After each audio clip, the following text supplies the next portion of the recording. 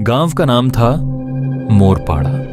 चारों तरफ जंगल, बीच में एक पुराना तालाब और उसके किनारे बना एक छोटा सा पत्थर का चबूतरा। चबूतरे पर कोई मूर्ति नहीं थी, सिर्फ काली राख से बना एक हाथ का निशान। गांव वाले उसे कहते थे पहरेदार का चिन्ह। कोई नहीं जानता था कि वो किसका था, बस इतना जानते थे कि सूरज ढलने के बाद उस तालाब के पास जाना मना है। हर साल एक रात आती थी, ये भाद्रपद अमावस्या। उस रात गांव का हर घर अपने दरवाजे पर दिया जलाता और तालाब की तरफ पीठ करके सोता। क्यों?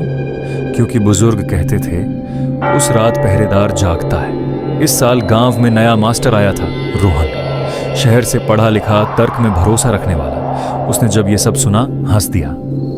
हाथ की राख, पहरेदार, ये सब डर फैलाने की कहानियां हैं। गांव वालों ने समझाया पर रोहन नहीं माना। अमावस्या की रात आई, हवा भारी थी, तालाब का पानी बिल्कुल शांत। गांव में हर घर का दिया जल रहा था, सिर्फ रोहन के घर अंधेरा था। वो कैमरा लेकर तालाब की ओर चल पड़ा। आज सच सामने लाऊंगा। जैसे ही वो चबूतरे के पास पहुंचा, हवा अचानक ठंडी हो गई। तालाब के पानी में हलचल हुई। छप छप, जैसे कोई अंदर से चल रहा हो। रोहन ने टॉर्च जलाई। चबूतरे पर राख फैली थी और उस पर नया हाथ का निशान उभरा हुआ था। 5 उंगलियां गीली, जैसे अभी अभी किसी ने छुआ हो। अचानक पीछे से आवाज आई, पहली बार देख रहे हो? रोहन पलटा। वहां कोई नहीं था, लेकिन उसकी टॉर्च अपने आप तालाब की तरफ घूम गई। पानी के अंदर वो एक परछाई खड़ी थी, आदमी जैसी, पर चेहरा नहीं था। पूरा शरीर राख से ढका हुआ और छाती पर 3 गहरी खरोंचें। रोहन का गला सूख गया। कौन हो तुम? परछाई बोली नहीं, बस धीरे धीरे आगे बढ़ी। हर कदम पर पानी नहीं, राख फैल रही थी।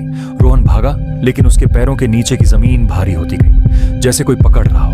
तभी उसने देखा, उसके अपने पैरों के निशान भी राख में बदल चुके थे।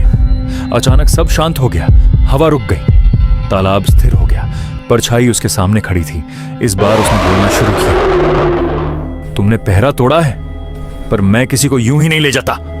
परछाई ने चबूतरे की तरफ इशारा किया। वहां राख पर एक पुरानी लिखावट उभरी, जो देखे वही पहरेदार बने। रोहन पीछे हटा।